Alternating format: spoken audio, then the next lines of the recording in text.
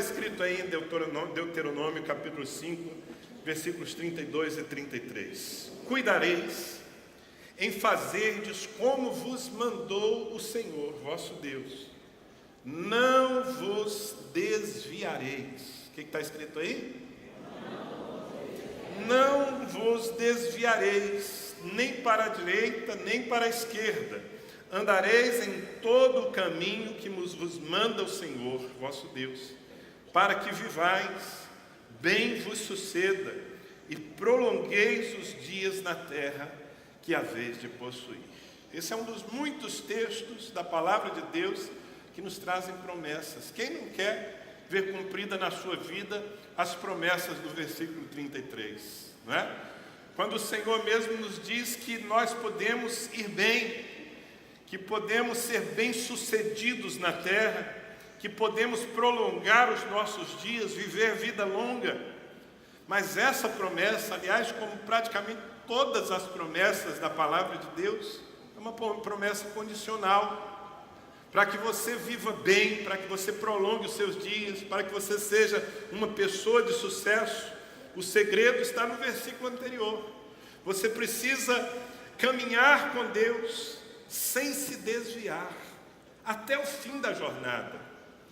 E é sobre isso que nós estamos falando, porque é impressionante a quantidade de pessoas que, tendo conhecido o Senhor, que tendo provado do Espírito, tendo recebido a palavra, depois de um tempo acaba se desviando do caminho. Que caminho? Bom, o caminho é Jesus.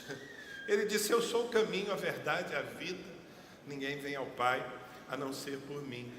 E como eu disse, é impressionante, é triste. Nós vivemos numa geração, por um lado, privilegiada, porque a igreja está se multiplicando no Brasil, não é? Salões como esse, maiores do que esse, estão cheios de crentes, muita gente se convertendo todos os dias.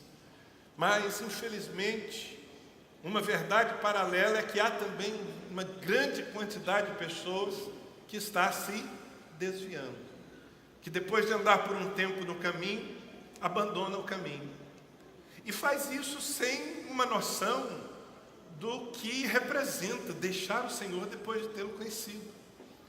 Jesus falou sobre aquele que abandona a fé, como se referiu a essas pessoas como pessoas que têm a sua casa limpa, o poder demoníaco é quebrado, mas depois elas não permanecem na fé, e Satanás volta trazendo muito mais degradação. O escritor da carta aos Hebreus, ele diz que aquele que, tendo provado das virtudes celestiais, aquele que prova do Espírito Santo, enfim, aquele que se converte e depois se afasta, ele está crucificando de novo o Filho de Deus. Mas isso é muito sério. Não há nada que possa acontecer na vida de um cristão de pior do que ele deixar o caminho, e muitos estão deixando.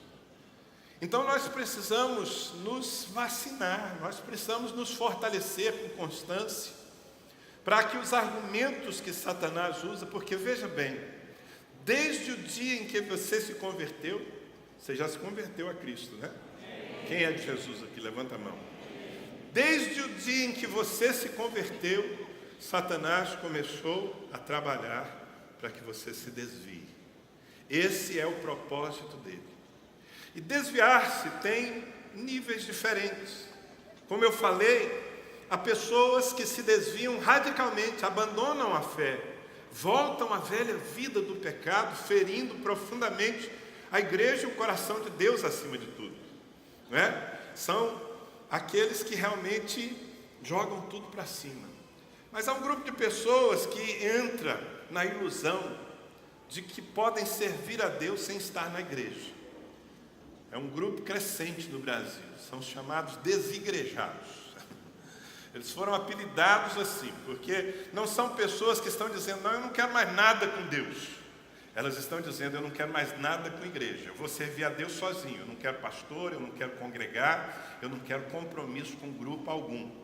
E elas têm argumentos, mas esses argumentos não se sustentam. E elas estão enganadas, porque ninguém consegue servir ao Senhor e permanecer na fé isolado. É tão absurdo quanto achar que um membro amputado, desligado do corpo, vai continuar vivo. É tão absurdo quanto achar que um ramo que é tirado, não é, da árvore, ele vai permanecer vivo. Não, ele vai secar. Então, aqueles que se afastam da casa de Deus, ainda que não queiram se afastar de Deus, estão se desviando. E há um terceiro nível de desvio que é mais sutil. E talvez haja gente aqui desviada assim. São aqueles que se desviam do propósito, se desviam do chamado. Pessoas que estão na igreja, pessoas que não estão aprontando, mas que tampouco estão fazendo o que Deus as chamou para fazer. Eu dei um exemplo na semana passada. Se eu inventasse deixar o pastorado, esse negócio de ser pastor é muito complicado, é muito pesado, eu vou ser um bom crente. Eu vou cuidar da minha empresa, eu vou deixar que outros assumam aqui o ministério pastoral dessa igreja, eu vou cuidar da minha vida e permanecer na igreja apenas como um crente. Eu não estaria literalmente pecando, nem me desviando de Deus, mas eu estaria me desviando do propósito, porque eu fui chamado para ser um pastor.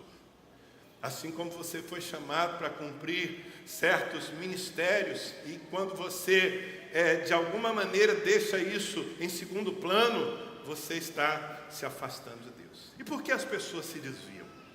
Bem, Satanás usa muitas situações no nosso cotidiano para nos arrancar do caminho. Eu falei na semana passada sobre 3 delas, e não vou aqui apenas citar, mas não vou gastar tempo. Satanás, ele trabalha muito a questão da carência. Por isso o alerta que eu deixei para vocês na semana passada, aliás, essa palavra está disponível para você em nosso canal no YouTube. Se você não recebeu essa palavra, você pode acessar o nosso canal, o canal da comunidade no YouTube, e a palavra está lá disponível em vídeo para você. Mas eu dizia que a carência, a necessidade pode ser um argumento para nos tirar do caminho, para nos tirar do propósito. Cuidado quando você estiver vivendo carência. Carência material, carência emocional, não importa, qualquer nível de carência nos vulnerabiliza. Eu falei também que nós devemos ter cuidado com a ambição, porque quando nós permitimos que as coisas, que o dinheiro, que a vontade de possuir governe a nossa vida, nós estamos entrando numa rota de esfriamento e talvez de cativeiro. Por quê? Porque se o dinheiro começa a nos governar, Deus não está nos governando mais. Então, a ambição é terrível como argumento de Satanás para nos tirar, para roubar o nosso coração. E eu falei também do cansaço. O cansaço é um outro grande risco, porque muitas vezes na nossa vida nós saímos de uma guerra e entramos na outra. Quando nós achamos que as coisas estão resolvidas, lá vem mais uma batalha, lá vem mais um problema. Assim é a vida, nós estamos num mundo bagunçado por causa do nosso pecado, o pecado dos homens. E temos que lutar o tempo todo contra um império de trevas. Então, nessa batalha do dia a dia, todos nós temos que enfrentar, que às vezes é muito ferrenha, nós podemos nos cansar. E quando nos cansamos, nós também ficamos vulneráveis, é preciso vigiar. Bom, isso foi o que eu falei no domingo passado, né? Então eu dei para você que não estava aqui, pelo menos uma noção, e relembrei aqueles que estavam. E eu quero continuar fazendo esses alertas que primeiro foram feitos a mim pela palavra de Deus. O próximo alerta que eu quero fazer a você é o seguinte: cuidado para a indisposição não desviar você. Diga indisposição. Cuidado para a indisposição não desviar você, como fez com Jonas. Quantos aqui conhecem a história do profeta Jonas? Quem conhece? Levanta a mão. Está precisando ler a Bíblia, não conhece ainda? Essa é uma das mais conhecidas. Bom, o texto está aí, não é? Aliás, não só esses versículos, se você ler todo o capítulo, todo o livro, que é curtinho, você vai entender a história toda. Mas quem era Jonas? Jonas era um profeta de Deus. Já pensou, gente? Que privilégio ser um profeta de Deus, ser escolhido pelo Senhor para falar a sua palavra, para fazer a sua obra. Eu me sinto assim, um privilegiado. Deus me chamou para ser um profeta na minha geração. Se você quer saber, eu não troco isso por nada. Tempo atrás alguém chegou para mim e falou assim: Danilo, puxa vida, não é? A gente precisa de gente séria. Você é um cara conhecido na cidade, você tem uma visão ampla, você é servo de Deus. Como seria? Você nunca pensou em ser um político, não? Eu falei: Deus me livre. Mas não por ser um político. Eu falei assim: mas como que eu vou me rebaixar? Eu já sou ministro. Eu já sou ministro. Eu não posso fazer nada mais importante do que eu já estou fazendo. Você não concorda comigo? Então, ser profeta, e de certa forma todos nós aqui fomos chamados a ser profetas, não é? Recentemente nós recebemos aqui uma palavra, acho que foi através do Antônio, sobre sermos profetas, não é?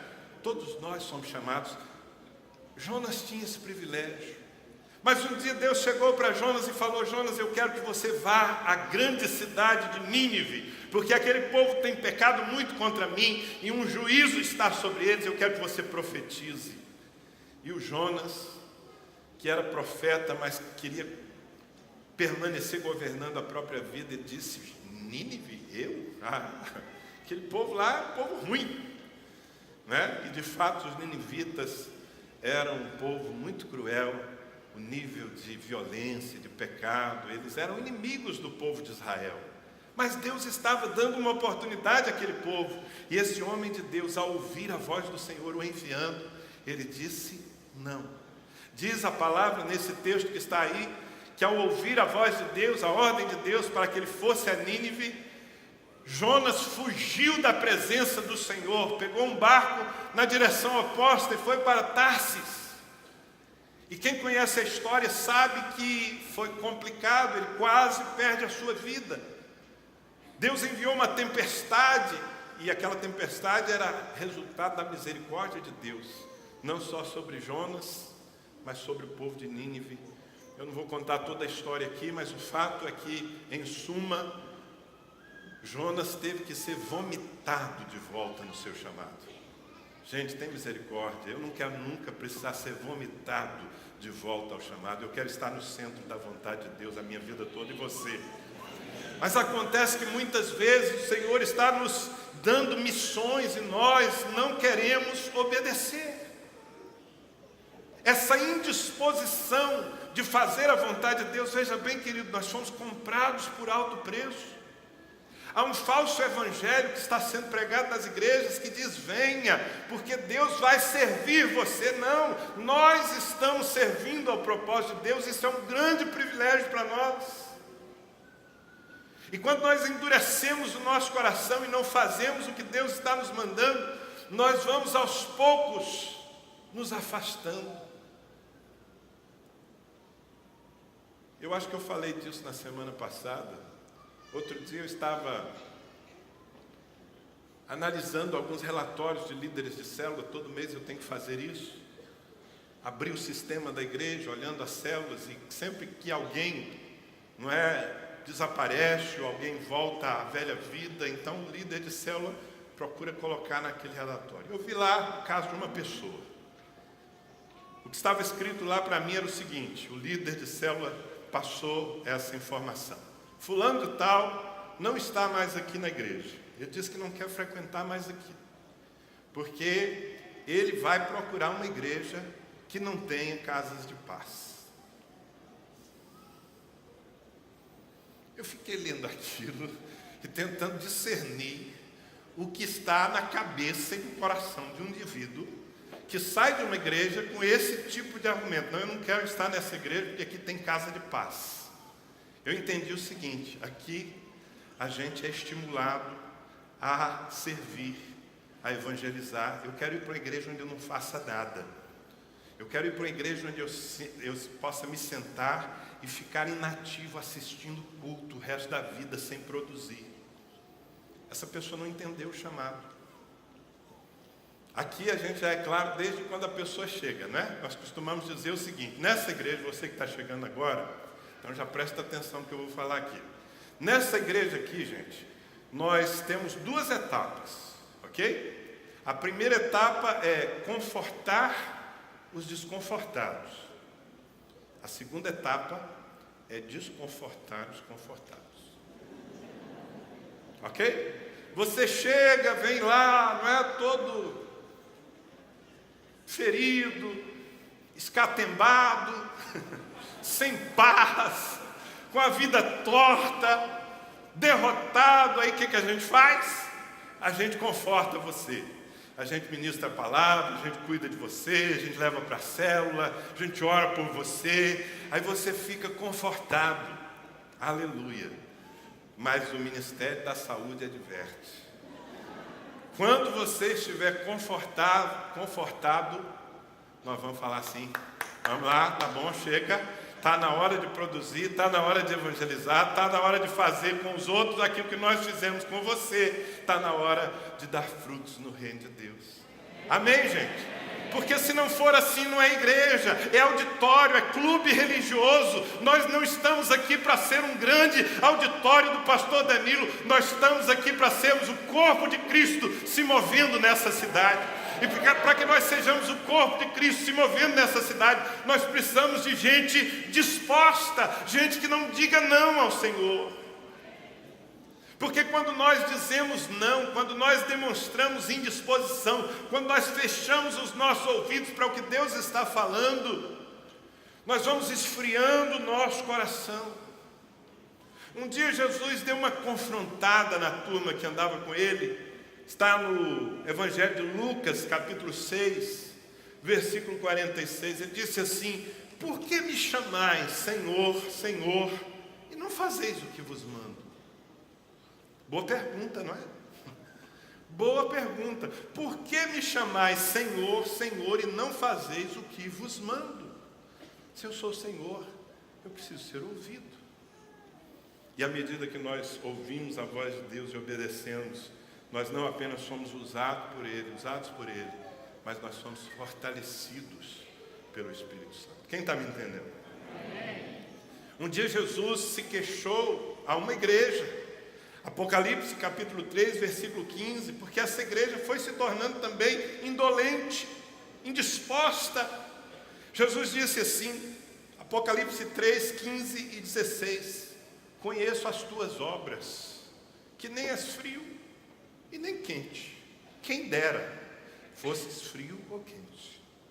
Assim, porque és morno e nem és frio e nem quente, estou a ponto de vomitar-te da minha boca.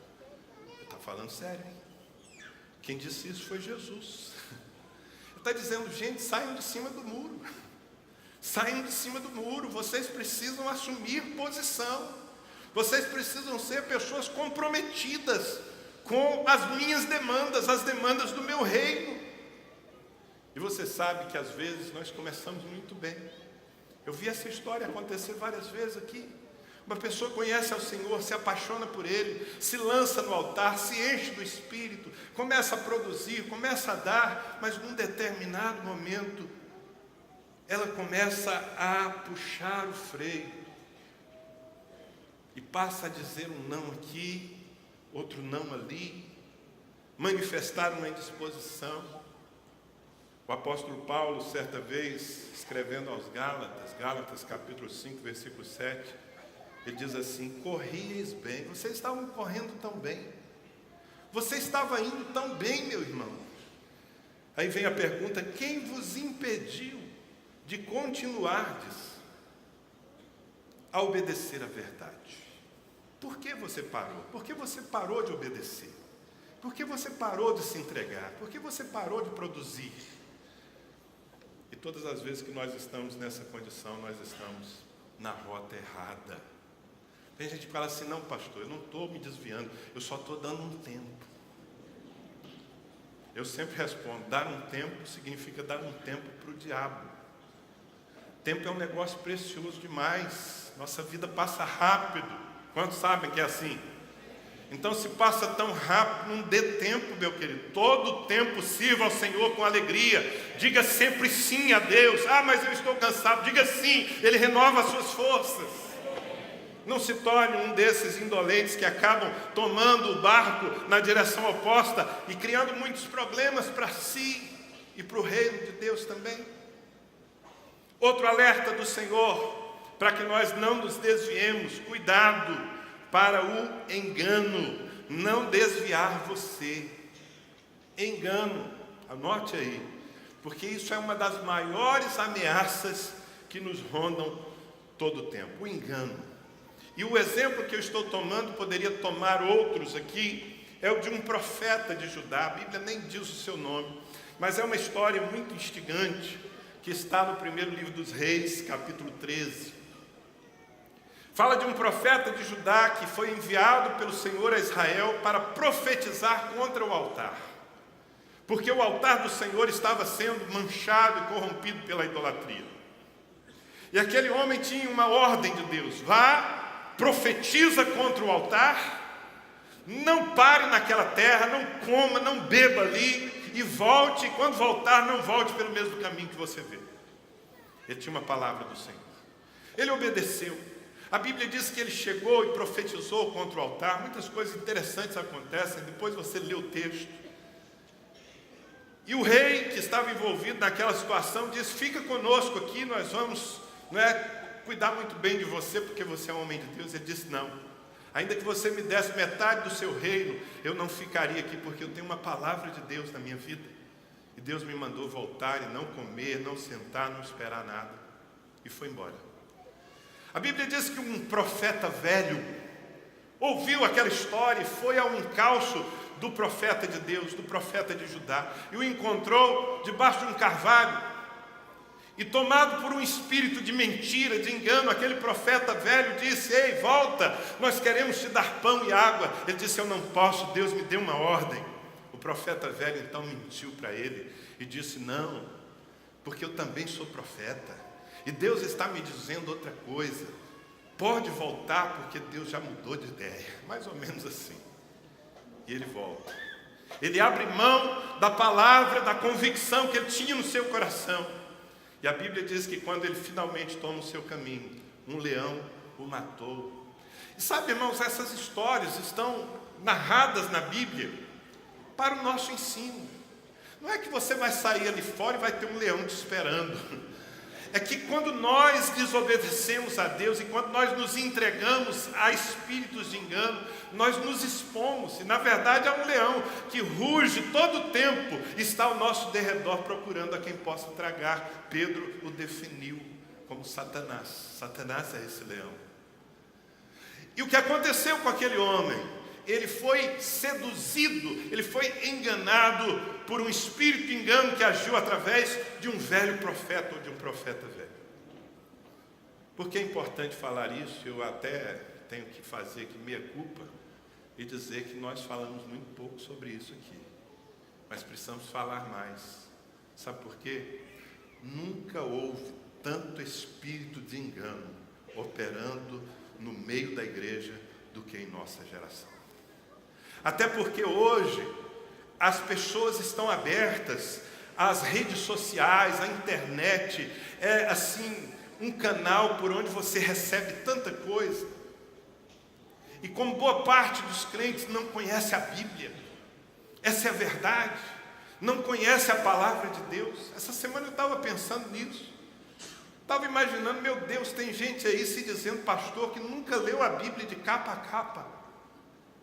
Eu vou dizer uma coisa para você: se um sujeito que nunca leu a Bíblia toda, sequer isso, não é suficiente não, mas uma pessoa que nunca leu a Bíblia de capa a capa se diz pastor, então amanhã eu já posso me tornar piloto de avião de voo comercial ou médico cirurgião, porque eu estou habilitado também. Mas por causa dessa ignorância, dessa falta de conhecimento da palavra, muitas vezes você fica à mercê de espíritos de engano. O que faz um espírito de engano? Ele distorce o que está escrito para tirar você do caminho. E é espírito de engano porque tem o poder de seduzir, de enganar. E a Bíblia está cheia de alertas sobre isso. Jesus se preocupou com isso, os apóstolos se preocuparam com isso. Aliás, boa parte do tempo dos primeiros apóstolos foi detectando e resistindo a espíritos de engano.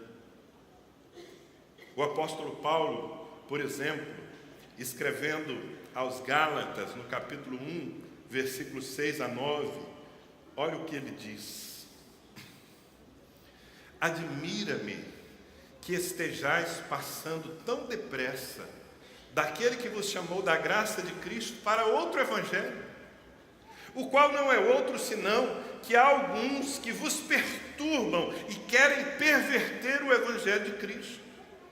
Mas ainda que nós, ou mesmo um anjo vindo do céu, vos pregue outro evangelho, um evangelho que vá além do que vos temos pregado, que seja anátema, significa maldito. Assim como já dissemos, e agora repito, se alguém vos prega evangelho que vá além do que recebestes, seja anátema. Essa é a palavra de um apóstolo, essa é a palavra de um homem preocupado com o coração da igreja. Ele está dizendo: se apeguem no ensino que vocês receberam de nós, não fiquem ouvindo, sabe, um monte de vozes. E como eu disse, hoje é tão fácil você ouvir pregadores, e normalmente os espíritos de engano, eles usam a palavra de Deus para distorcer. Então, quem não tem discernimento e quem não tem conhecimento, morde essa isca, se envenena. Eu já vi cada coisa, meus irmãos. Eu me lembro de uma situação, muitos anos atrás, a igreja que me enviou para cá estava sem pastor, lá em Belém do Pará. Então aqueles irmãos estavam vulneráveis, porque estavam sem pastor. Era um grupo razoável, mas ficaram sem pastor. E eu procurava daqui dar alguma assistência. E aí um pastor se aproximou do rebanho, começou a ir nos cultos, um homem muito doce, muito carismático, muito servo. E o pessoal foi se empolgando com aquele homem. E eu aqui, tentando de longe entender do que se tratava. E de repente eu comecei a perceber um certo tipo de ensino. Eu peguei um avião aqui e fui lá a Belém do Pará.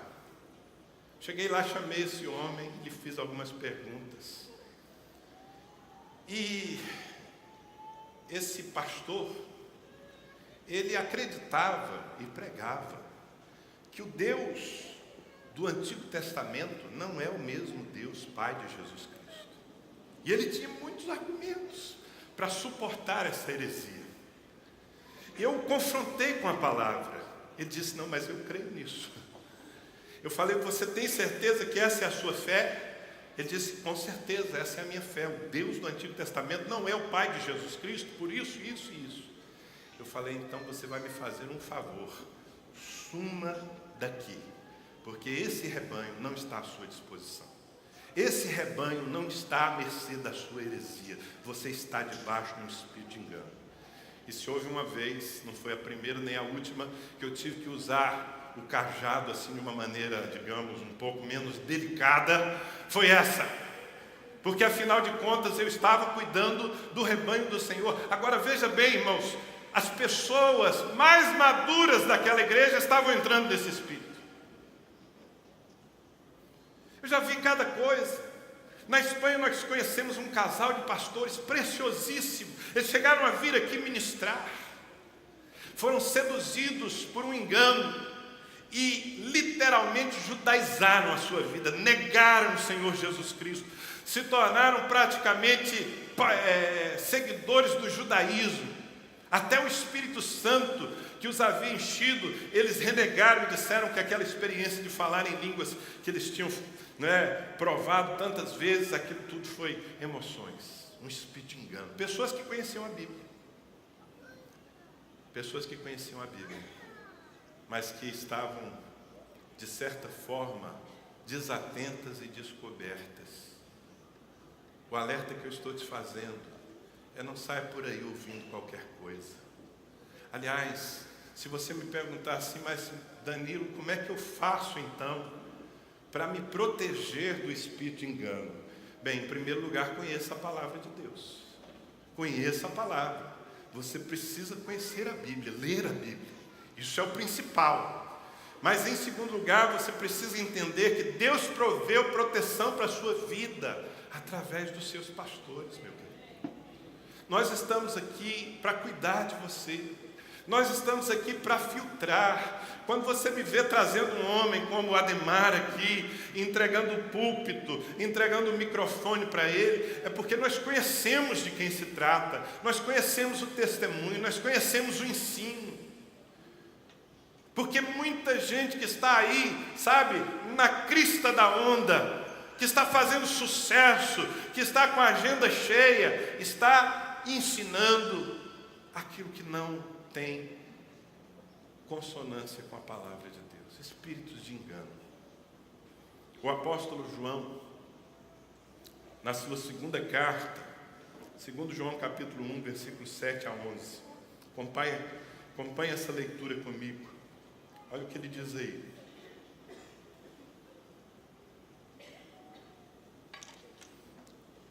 Porque muitos enganadores têm saído pelo mundo afora, os quais não confessam Jesus Cristo, vindo em carne. Assim é o enganador e o anticristo. Acautelai-vos, para não perderdes aquilo que temos realizado com esforço, mas para receberdes completo galardão. Todo aquele que ultrapassa a doutrina de Cristo e nela não permanece, não tem Deus. O que permanece na doutrina, esse tem tanto o Pai como o Filho. Se alguém vem ter conosco e não traz esta doutrina, não recebais em casa. E nem lhe deis as boas-vindas, porquanto aquele que lhe dá boas-vindas faz-se cúmplice das suas obras más. É sério, não abra a sua casa para isso. Ele está falando da doutrina de Cristo, do ensino. Sabe quando é que a igreja permanece livre dos espíritos de engano? Quando ela anda na visão dos seus pastores, e claro, quando ela prova os seus pastores. Hoje de manhã, um rapaz novo convertido chegou aqui para mim e falou: pastor, eu tenho uma mania, eu tenho um defeito. Eu falei: é mesmo, só um? Eu tenho mais. Eu falo: não, eu tenho um defeito que é o seguinte: eu ouço uma coisa e eu quero a prova. Eu falei: parabéns, isso não é defeito, isso é virtude. Tudo aquilo que você ouve precisa ser conferido na palavra de Deus. O que você ouve de qualquer um, inclusive de mim. Mas uma das maneiras que você tem de guardar o seu coração do engano é você andar debaixo de cobertura espiritual. Amém?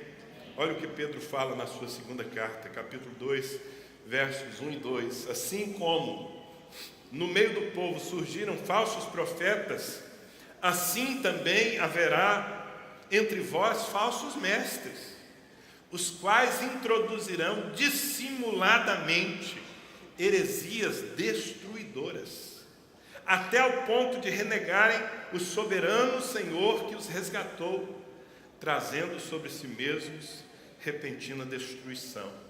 E muitos seguirão as suas práticas libertinas, e por causa deles será infamado o caminho da verdade. Gente, é um escândalo o que acontece na igreja brasileira. Bênção sendo vendida, perdão sendo vendido, como se o sangue de Jesus não fosse suficiente. Sabe, os indultos, que foram um dos argumentos para provocar a reforma protestante, porque os velhos indultos continuam na igreja. Superstição, feitiçaria gospel, vassoura ungida, e daí para dentro, misericórdia. Eu estou falando do mais light. Isso aqui é o mais light que tem por aí, não é? Tem cada coisa absurda, tem coisa que é tão absurda que eu fico olhando, aí você vê aquele pregador e tem milhares de pessoas ouvindo aquela baboseira e sendo enganada por aquilo. Mas às vezes a coisa acontece também sutilmente. É alguém que se aproxima de você, é alguém que só quer ir para o monte com você. Olha, gente, ir para o monte é bom, viu? Orar, buscar Deus, mas cuidado com o monte. Porque no monte está cheio de gente, tem um monte de gente boa e de gente comprometida. Fique esperto. Aí você começa a ser guiado por um espírito de profecia. Ai, meu Deus do céu, nós cremos em profecia, nós praticamos a profecia nos nossos cultos, porque é um dos dons do Espírito Santo, mas cuidado, o Senhor está tendo zelo com a sua vida nessa noite. Cuidado quando alguém começa a tentar governar você por profecia, porque nós somos governados pela palavra. E somos governados debaixo do cajado, do cuidado daqueles nossos guias, nossos pastores que Deus levantou para cuidar de nós. Amém? Por que eu estou me detendo nesse ponto? Primeiro porque a gente não costuma falar muito disso aqui. Mas em segundo lugar porque eu quero vacinar você. Você precisa se guardar. Amém? Olha o que disse Paulo aos Coríntios, 2 Coríntios 11, versículo 3. Mas receio que assim como a serpente enganou a Eva com a sua astúcia, assim também seja corrompida a vossa mente e se aparte da simplicidade e pureza devidas a Cristo. Paulo está dizendo, eu tenho uma preocupação com vocês, irmãos. Ele está escrevendo à igreja de Corinto, uma igreja que ele gerou no Senhor, que ele plantou. Ele está dizendo, eu tenho uma preocupação, é de que da mesma maneira como Satanás, naquela serpente, seduziu com a sua astúcia e conseguiu enganar Eva, que vocês também sejam enganados e se apartem da simplicidade e da pureza de Cristo. Eu poderia aqui passar todo o tempo que eu tenho lendo textos do Novo Testamento que nos alertam contra os espíritos de engano. Guarde a sua mente, guarde o seu coração. Amém? Ande naquilo que você tem recebido de nós, o Evangelho verdadeiro, o Evangelho puro de Jesus Cristo. Isso nos basta. A gente não precisa ficar inventando moda, irmãos. A palavra de Deus nos basta. Posso ouvir um amém da sua parte? Cuidado com o monte, hein? Pode ir, mas vai com um crente bom.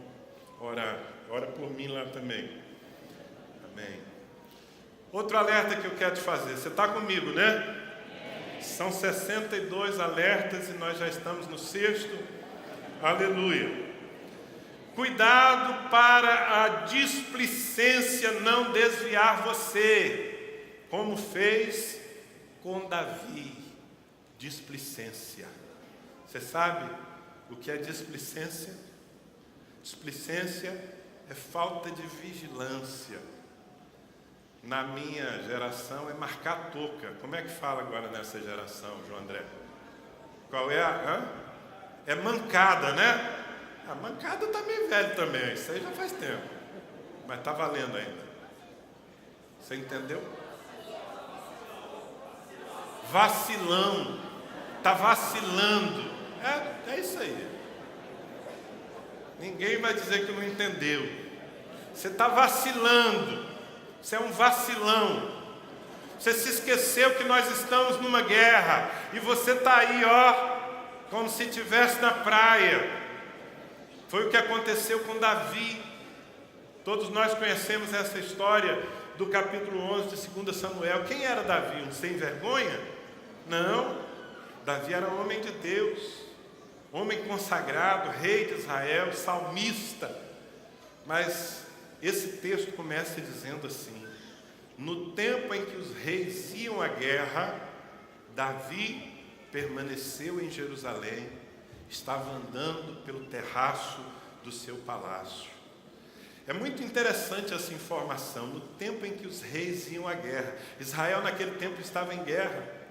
Os exércitos de Davi estavam numa grande batalha, mas Davi, que deveria estar lá como os reis faziam, ele ficou de boa, vacilão. Estava lá à tarde, passeando no seu palácio, e de repente ele olha e vê uma mulher se banhando e deseja aquela mulher e traz aquela mulher para junto de si E você conhece a história, o homem de Deus, Davi, adulterou. E como consequência daquele adultério, muitos outros pecados foram cometidos. A vida de Davi foi manchada, a família dele, ele se desviou. Ele se desviou a tal ponto de que depois, quando ele se arrepende, ele diz: Deus me devolve, restitui a minha alegria, a alegria da minha salvação, porque eu perdi a alegria da salvação. Davi se desviou. E por que ele se desviou?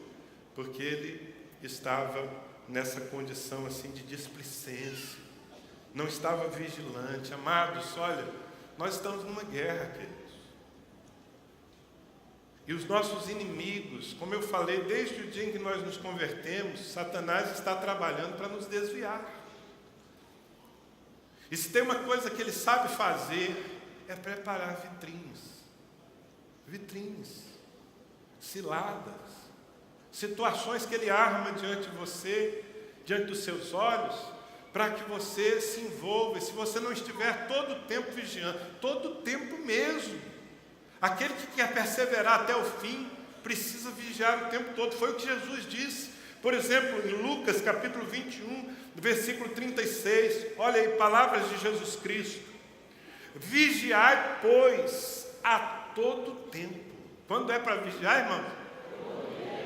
Quem falou isso foi Jesus, meu irmão.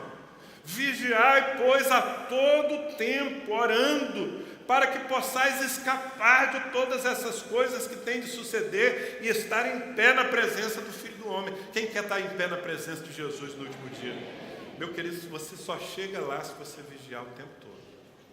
Vigilância. Sabe o que é vigiar? É não confiar em si mesmo. Quando a Bíblia diz em Jeremias: maldito o homem que confia no homem, não está falando que você não tem que confiar no outro, não. É não confiar em si mesmo. Eu não posso confiar em mim, na minha carne não habita bem algum. Então eu preciso me cercar. Por exemplo, se alguma de vocês, irmãs queridas e amadas, ovelhas, chegar aqui depois do culto para mim, falar: pastor, eu preciso ter um tempo com o Senhor, eu preciso ter um aconselhamento contigo. Normal, uma ovelha, não é? Busca aconselhamento. Eu vou lhe falar, com certeza, seja você quem for, bonita ou feia, novinha ou velhinha, eu vou lhe falar a mesma coisa. Eu vou lhe falar: minha querida, por favor, marque com uma das pastoras. Nessa igreja aqui, pastora cuida de mulher, pastor cuida de homem. Aqui é bigode com bigode, batom com batom. Essa é a nossa regra. Amém?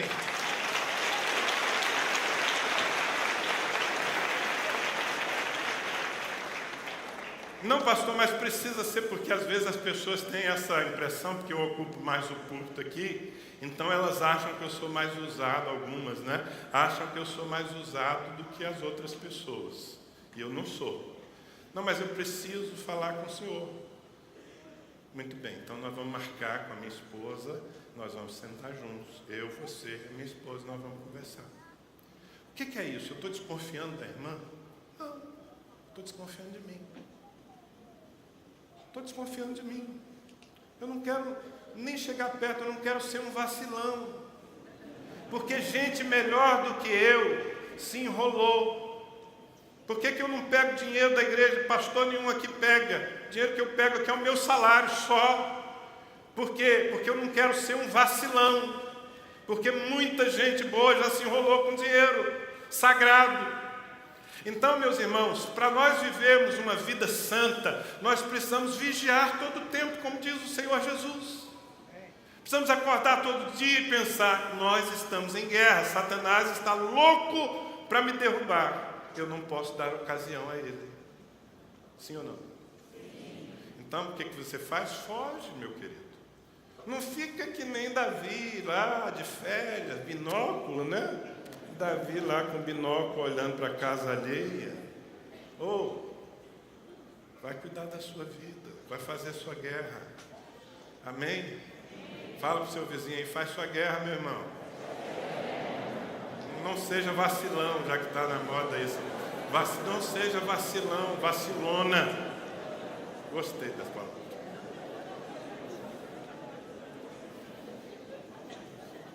Olha o que o apóstolo Paulo nos diz aí em Efésios capítulo 6, versículos 10 a 13. Quanto ao mais, sede fortalecidos no Senhor e na força do seu poder, revestivos de toda a armadura de Deus, para poderes ficar firmes contra as astutas ciladas do diabo. Porque a nossa luta não é contra carne e sangue, ou sangue e carne, não é contra homens.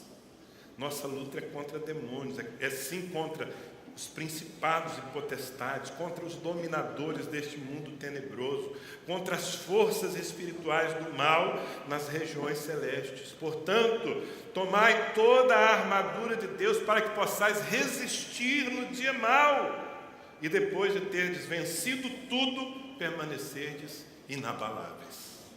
Está vendo aí? Ou seja, todo tempo você precisa estar pronto para a guerra, revestido da armadura do Senhor. Olha o que diz Pedro na sua primeira carta, o texto que eu citei em parte, deixa eu ler exatamente como está. 1 Pedro 5, versículo 8, sede sóbrios, faz assim para o seu irmão, ó. Aliás, faz assim, ó, que é para ele abrir os dois. Sede sóbrios e vigilantes, o diabo, vosso adversário, anda em derredor como leão, que ruge procurando alguém. Satanás está procurando alguém que ele possa devorar. Será que vai ser você o vacilão? Vigia, porque a displicência ela pode nos desviar da presença do Senhor. Eu quero terminar com um último alerta. Vou terminar, irmãos. Diga aleluia.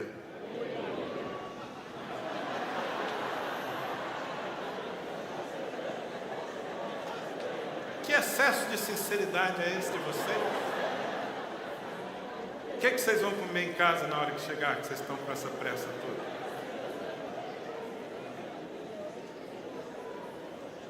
O João não falou aleluia. O João está aqui esperando a palavra acabar. Cuidado para os relacionamentos errados não desviarem você, como fizeram com Pedro. Lembra da história de Pedro, que está aí nesse texto? Jesus chamou a turma dele. Pedro era um homem apaixonado por Jesus, sincero. Tinha deixado sua casa, sua profissão para andar com Cristo, 3 anos andando com Jesus. Aí Jesus chega, reúne a turma, fala assim, olha gente, na versão super atualizada, Jesus falou assim, a chapa vai esquentar. Satanás vem aí, e ele pediu para peneirar vocês. Alguns de vocês vão se desviar. Pedro bateu no peito e falou, Senhor, espera lá. Ainda que todos esses aqui te deixem, eu vou contigo até a morte. Pedro, ele realmente acreditava nisso, que ele era tão firme assim. Aí vieram, prenderam Jesus, a coisa ficou feia. E esse texto que está aí, que você vai ler em sua casa durante a semana, amém? Esse texto diz que Pedro então seguia a Jesus de longe. Se tem uma coisa perigosa que você começa a fazer na sua vida, é seguir Jesus de longe. Toda vez que você começa a seguir Jesus de longe, você está correndo um risco de perdê-lo de vista. Sabe qual é o meu conselho como seu amigo? Gruda nele, gruda em Jesus. Segue de perto. Mas Pedro começou a seguir Jesus de longe. E de repente, quando ele se viu, ele estava numa roda de pessoas que não tinham temor de Deus, que não faziam parte da fé. E ali, naquela conversa, Pedro negou ao Senhor 3 vezes. Quem já leu essa história na Bíblia? Pedro negou ao Senhor, e esse texto aí termina dizendo que Pedro saiu dali e chorou amargamente. Pedro se desviou. Pedro deixou tudo, Pedro voltou para a Galileia, voltou a ser pescador. Jesus teve que resgatá-lo depois de ressuscitar. E por que Pedro se desviou? Entre outras coisas, porque Pedro se expôs a relacionamentos errados. Naquele momento de pressão, onde é que ele tinha que estar? Ele tinha que estar ao pé da cruz, como estava Maria, como estava João. Não, mas Pedro resolveu sentar na roda dos escarnecedores. E ele acabou sendo influenciado.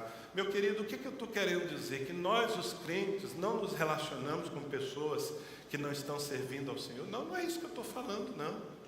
Porque nós precisamos nos relacionar com as pessoas, precisamos servir as pessoas, precisamos amar as pessoas, precisamos ver as virtudes que as pessoas têm, precisamos influenciar as pessoas. Agora, nós precisamos ter cuidado com quem nos influencia. Precisamos ter cuidado com aquelas pessoas que falam ao nosso coração. Você precisa todo o tempo estar filtrando os seus relacionamentos. Porque senão você se expõe a certas amizades, a certos namoros, a certos relacionamentos, que ao invés de te levar para um fortalecimento, vão te afastar de Deus, de uma maneira radical e sutil. É por isso que a Bíblia diz, no Salmo 1, versículo 1, que é bem-aventurado o homem que não anda no conselho dos ímpios, não se detém no caminho dos pecadores, nem se assenta na roda dos escarnecedores. Se a gente continuasse lendo o Salmo, leríamos que ele tem o prazer dele na lei do Senhor, e na lei do Senhor ele medita de dia e de noite. Esse homem, esse é como uma árvore plantada junto ao ribeiro. A minha pergunta, quantos de vocês aqui estão estudando? Estão numa escola, numa faculdade, fazendo um curso? Quem está estudando? Tem um monte que precisa voltar a estudar, né? Mas tem um monte de gente estudando aqui. Posso fazer uma pergunta para vocês? Quem faz parte da sua rodinha na faculdade? Na hora do intervalo, com quem você interage? Com quem você ri e do que você ri? O que entra no seu coração? Quando você está fora dos cultos da igreja, quem é que está influenciando a sua vida? Cuidado, cuidado. Você precisa selecionar quem fala ao seu coração. Por isso que eu sempre aconselho os meus filhos, e eu mesmo procuro fazer isso. Ande, abra o coração com gente que ama a Deus, com gente que tem temor do Senhor, com gente que vai, quando preciso for, confrontar você. Amém? Porque ser amigo não é falar assim, o quê? Você vai pular nesse abismo aí? Ô amigo, vou contigo. Tchup, morre os dois. Amigo nada. Você vai pular aí, se precisar te dar uma chave de braço, eu te dou. Você não vai pular não. É o que diz aí, olha, o Salmo 141, versículos 4 e 5. Não permitas que o meu coração se incline para o mal, para a prática da perversidade na companhia de homens que são malfeitores. Não coma eu de suas iguarias. Fira-me o justo, será isso mercê. Repreenda-me, será como óleo sobre a minha cabeça, a qual não há de rejeitá-lo. Continuarei a orar enquanto os perversos praticam a maldade. Esse é o homem de Deus. Você entendeu o que ele falou? Os meus relacionamentos são selecionados. Ele está dizendo no versículo 5, fira-me o justo. Se é justo, se é homem de Deus, pode me ferir, pode me confrontar, pode me pôr na parede, porque isso vai ser mercê, isso vai ser um favor de Deus, isso é como um óleo sobre a minha cabeça. Mas às vezes não, nós estamos querendo pessoas que só nos aplaudam, que só nos dêem força, nem que seja para fazer o errado. E aí nós acabamos nos enrolando e nos desviando, como aconteceu com Pedro. Cuidado. Fala para o seu vizinho da direita, cuidado. Aí você falou para a nuca dele, né? Que ele virou para a direita também, né? Aí ficou mal. Agora olha nos olhos de alguém aí e fala, cuidado. Não te desvies, nem para a direita e nem para a esquerda. Quantos recebem essa palavra? Eu quero te ver no último dia, meu irmão. Lá na fila. Eu quero te ver na fila, lá a entrada do céu. Será que vai ter fila, gente? Acho que não, né? Chega de fila. Mas se tiver, eu quero estar lá. Eu quero te ver, hein? Você lá, peito estufado. Estou firme aqui, não me desviei, não deixei o Senhor. E não estou sozinho não. Aqui, ó Jesus, minha turma aqui, meus discípulos, minha equipe. Estamos aqui, perseveramos até o fim. Por isso nós vamos ser salvos.